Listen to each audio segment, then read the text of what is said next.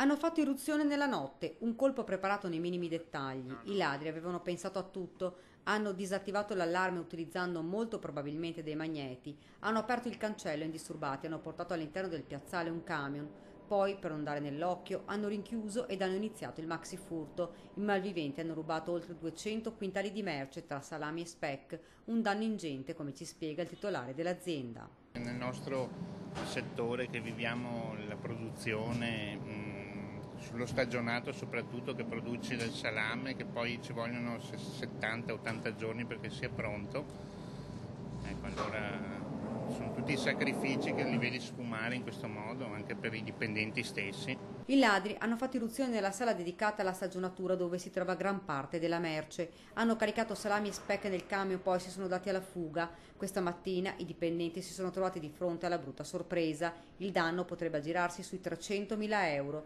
ma in queste ore il titolare sta facendo l'inventario per verificare ed accertare l'esatto ammanco. Sul posto sono intervenuti in poco tempo i carabinieri di Montebelluna, una banda specializzata in questo tipo di furti. Sicuramente dei professionisti a un certo punto, perché comunque hanno agito in maniera molto decisa e quindi niente, forse sono abituati a certe cose. Non si esclude che questo sia stato un furto su commissione.